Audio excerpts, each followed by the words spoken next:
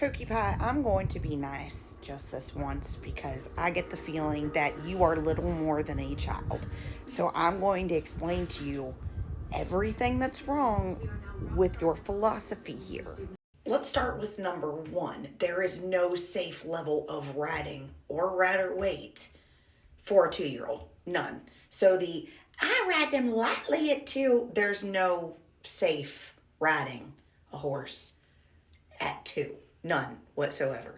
Now, what a lot of people who want to deny science say is that it's good for the horse to have moderate exercise for bone density and development, what have you, and that is true. What they leave out, however, is that exercise does not include the horse being ridden. If you can't figure out how to moderately exercise your 2-year-old horse without planting your ass on it, you don't need to be starting horses. You lack the fucking education. And here's the thing. If you are, in fact, doing what you said you're doing and only riding them once a month, they're not learning any fucking thing anyway. You're causing damage for no purpose whatsoever. It doesn't make the horse a better mount. It doesn't make training it easier. No. You're doing absolutely nothing fucking productive. And you're doing it at the expense of the horse's long-term soundness, because what happens when you ride a 2-year-old, the concussion of the feet striking the ground with the weight of the rider on top puts a tremendous amount of strain on bones that are still developing, joints that are not yet closed, the growth plates are open, they're still developing, a spine that is nowhere near fully developed, it's still fucking fusing and all that shit. You're putting all that weight and concussion on an underdeveloped body. Again, for no purpose. The scientifically backed proper progression for starting a horse is no riding at 2. There's plenty of other shit you can do. You can do ground driving, you could do groundwork, you can work on desensitization. There's lots to do. You don't need to ride at 2-year-olds. No riding at 2. At 3, you can start lightly riding. And by lightly riding, I mean walk trot only, 2, maybe 3 times at most a week for 5 to 10 minutes at a time. That is the proper workload for a 3-year-old, because there is no proper workload for a 2-year-old as far as riding goes. At 4, you can add the lope/canter. Pick your poison. And you can start doing longer sessions. So maybe start out at 2 to 3 times a week for 10 to 15 minutes. And then at the tail end, you start with maybe, 4 times a week for 20 minutes at a time. You gradually increase it, but that's at 4. Now at 5, in most breeds, the spine is fully developed. The growth platelets on the joints are closed. Everything's pretty much fully formed. Some breeds do take a little bit longer. But by 5, most of the time, all that stuff is ready to go. So at 5 is when you can start more rigorous, discipline-centered training with your horse. So if you're going to do barrels or reining or horsemanship or whatever, that 5 is when you really start honing in and perfecting those discipline-centered skills.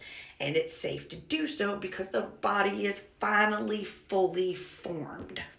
Now, you're probably wondering why you've never all heard all this explained like this before, and there's a couple different reasons. The biggest one being we have always done it this way is an excuse that people love to use.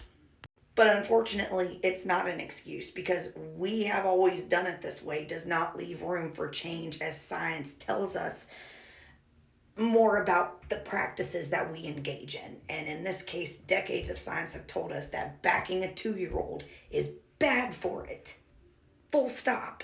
Second reason you don't hear a lot about this is, particularly from other trainers other than ethical trainers like myself, is because their finances are intricately tied with riding the horse at 2 and showing it at 2 in things like futurities. It's all about how much money they can get when they sell that horse. And let's face it, they're going to sell the horse anyway. So when the problems crop up, when the horse is 8, 9, or 10, it's no longer the trainer's problem or whomever rode that horse at 2. It's no longer their fucking problem. What do they care if they need high levels of maintenance medications to maintain sound? They don't care. They're only trying to make a buck in the moment.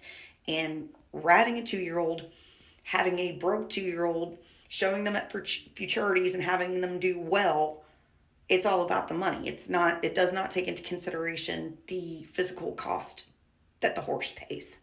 Which brings me to the third reason why you don't hear this from other trainers as often as you should. And that is because these problems don't crop up at the time that they're being ridden as 2-year-olds, right? The sound issues do not show up until later in life. As I said, 8, 9, 10. And then you see horses that have joints and vital structures that are prematurely breaking down, that are completely unnatural, on an unnatural timeline. Like, they're way worse than they should be. And that is because they were ridden as 2. So you'll see this whole population of horses that are not old and should not need a lot of maintenance to keep them sound. They need all that maintenance. They need things like Equiox, Previcox, or joint injections, or what have you. So that's another reason that you don't see this pop up, is because it doesn't happen immediately. The damage isn't immediately visible. It takes years. And by the time the damage is visible, it's already done. It's already been done. So the easiest thing is to just avoid the damage altogether and not ride them as 2-year-olds. For once, put your preferences, your whatever aside, and put the horse's well-being first.